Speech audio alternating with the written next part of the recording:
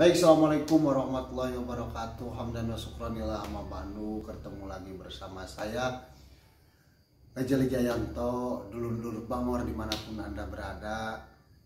Setelah sekian purnama, setelah sekian lama channel ini terpuruk, kita bangkitkan kembali. Mohon bantuannya dan dukungannya kepada seluruh para subscriber, like and comment, supaya konten ini, channel ini tetap berkembang.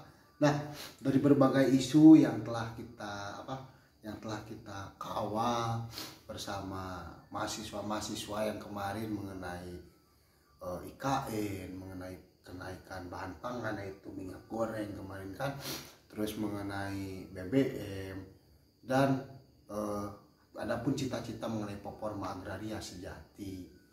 Nah, sedikit flashback saja mengenai gerakan-gerakan kemarin yang dilakukan oleh mahasiswa. Sebetulnya karena saya juga sebagai pelaku dalam pergerakan kemarin untuk di daerah saya sendiri, yang sepakat menurut saya, karena gerakan mahasiswa itu perlu hari ini yang dirasakan oleh masyarakat. Masyarakat itu bingung mau menyuarakannya kepada siapa. Nah, kita sebagai mahasiswa mungkin berpihak kepada mahasiswa. Namun ada beberapa hal yang disayangkan mengenai aksi kemarin, terutama di tanggal 11 aksi puncaknya, mengenai aksi yang selembaran poster yang harusnya menyuarakan apa yang menjadi tuntutan malah menjadi yang tidak sopan, tulisan-tulisan yang tidak sopan di sana yang disayangkan. Namun ada beberapa hal yang perlu kita pantau, perlu kita garis bawahi mengenai gerakan-gerakan mahasiswa kemarin. Nah, bagaimana mengenai kawalan-kawalan mahasiswa hari ini? Apakah dengan tuntasnya kemarin gerakan aksi serentak bahkan di tiap-tiap daerah tanggal 11 April kemarin itu, apakah sejauh mana kawalan hari ini seperti itu? Memang sudah ada beberapa hal yang diklarifikasi, bahkan kalau menurut pandangan saya itu sepertinya pemerintah hari ini sedang mengeprank para mahasiswa atau mempertanyakan ada tidak mahasiswa ini, ya seperti itu mungkin dulur Bangor.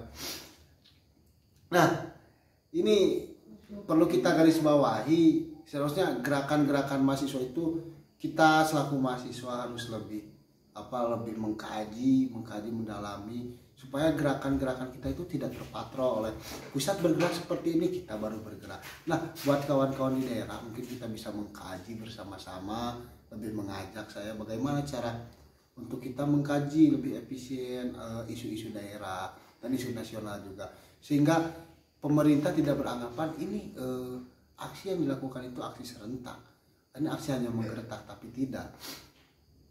Mahasiswa, saya yakin mahasiswa itu bergerak atas dasar kemanusiaan, karena banyak kok saya survei kemarin ke beberapa masyarakat yang terusnya terdampak masalah hal ini.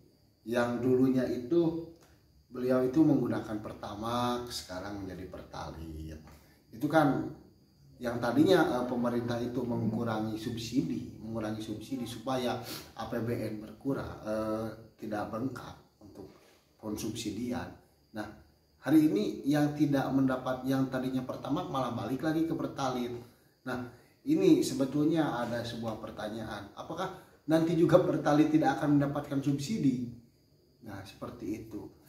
Oke lah, buat yang kawan-kawan di ibu kota seperti di Jakarta itu bisa, yang saya rasakan di Jakarta itu lebih efektif sebetulnya naik komuter lain, lebih murah juga, lebih efisien dalam waktu juga. Cuma ini pertanyaannya di beberapa daerah seperti di daerah saya di sini, apakah ada komuter lain atau angkutan umum juga masih sebatas angkot, bis-bis seperti itu. Itu kan kurang efisien ataupun kenyamanannya pun kurang. Nah, tolonglah untuk pemerintah, tolong lebih bijak dalam mengambil keputusan-keputusan itu yang harus pro terhadap rakyat. Jangan sampai seperti itu, karena kasihanlah rakyat gitu. Nah, untuk minyak sendiri ini, kalau pandangan di bahan pangan menurut saya itu pemerintah itu ngeprank kalau menurut saya. Karena kenapa? Pemerintah itu hari ini di saat kesulitan minyak itu sebetulnya tidak sulit, tapi harga minyak tinggi, pemerintah malah bagi-bagi minyak dengan bentuk uang kan seperti itu. Nah ini katanya ingin mengurangi pensubsidian dan pengeluaran negara gitu, tapi kok mengeluarkan subsidi terus. Mohon maaf, bukan berarti saya tidak pro terhadap yang menerima, tapi kalau seperti ini terus, mindset si masyarakat ini apakah akan menjadi mindset seorang penerima saja, bukan pengembang. Nah seperti itu. Jadi tolonglah untuk pemerintah jangan seakan-akan mengeprek rakyatnya seperti itu. Minyak seperti itu, minyak langka, ada pembagian. Ini meskipun hari ini kan ada isu yang luar biasa mengenai minyak nih, ada pejabat 4 orang pejabat kan kalau tidak salah tadi saya baca itu di Kementerian Perdagangan sendiri, itu pemain-pemainnya seperti apa ini. Mungkin untuk pemerintah ya, untuk khususnya di jajaran kementerian hari ini tuh harus lebih berpikir dalam pengembangan tata kelola birokrasi dan aparaturnya, karena harus supaya meminimalisir tingkat korupsi, meminimalisir hal-hal lain lah seperti itu. Jadi ada beberapa hal ini yang sangat mengecewakan, yang ada orang yang bersenang-senang di atas penderitaan orang lain, itu sangat luar biasa. Itu haram jadah kalau bahasa Arabnya. Bukan Arab apa itu, yang haram jadah itu orangnya haram jadah. Jangan seperti itu, tolonglah. Anda itu sebagai pemangku kebijakan, pelaksana kebijakan, tolonglah lebih kooperatif dalam menjalankan tugasnya, jangan mementingkan perut sendiri.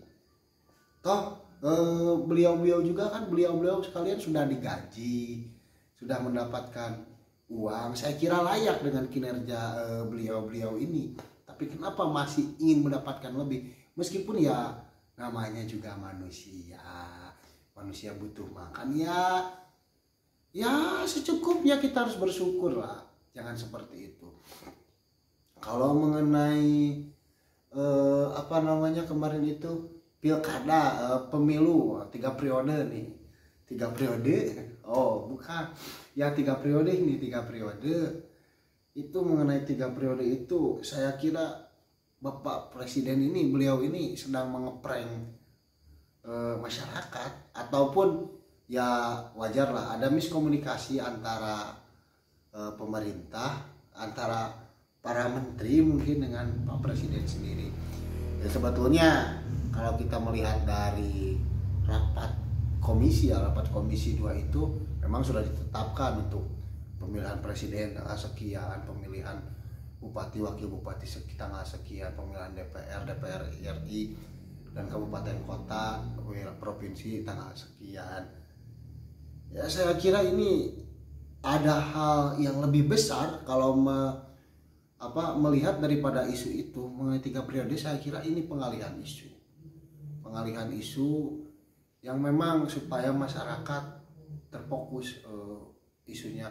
Wah 3 periode, wah seperti apa, kok Bapak hari ini mengurusnya gini, itu kan menjadi pertanyaan, supaya menjadi pertanyaan di masyarakat. Saya kira seperti itu saja untuk 3 periode. Dan memang malah memanjang kalau di masyarakat itu. Yang disayangkan itu memanjang, misalkan karena ada lontaran 3 periode, masyarakat berbicaranya apa, kan itu. Jadi trust masyarakat kepada pemerintah itu semakin berkurang. Meskipun ya mohon maaf lagi, kadang yang berbicara itu orang yang menerima BLT, yang menerima subsidi dari pemerintah lah. Ya perlu direnungkan juga ini gimana gitu. Terus mengenai 3 periode itu banyak tumpang tindih lah kalau menurut saya itu. Saya kira kalau berbicara 3 periode ya gimana gitu kan, itu sudah ada dalam aturannya, jangan maksimal itu 2 periode kan. Karena kan 1 periode kepengurusan, kalau tidak salah itu bisa mencalonkan lagi.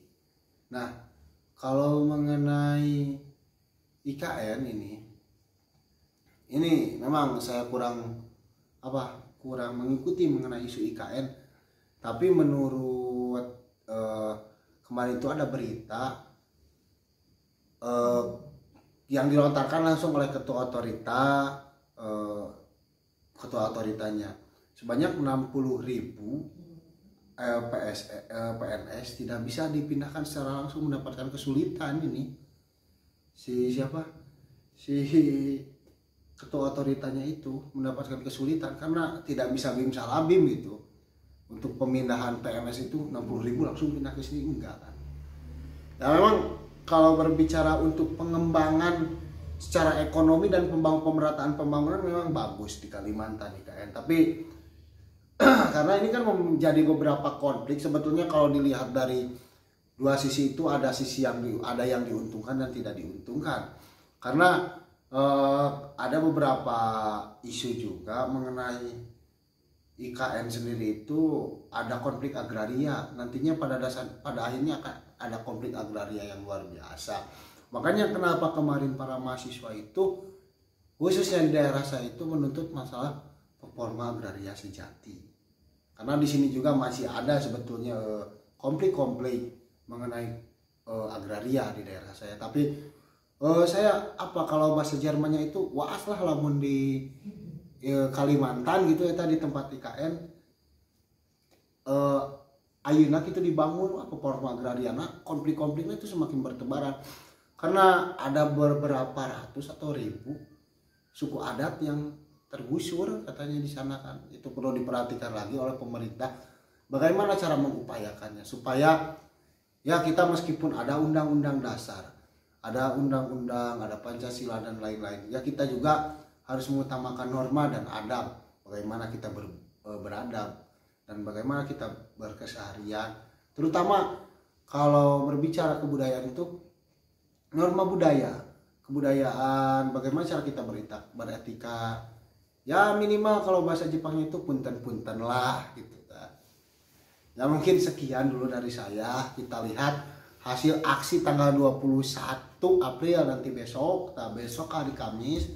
Mau seperti apa ini aksinya? Apakah seperti biasa makin banyak yang mundur? Kemarin tanggal 11 yang mundur UI. Sekarang BEMSI mundur untuk tanggal 21.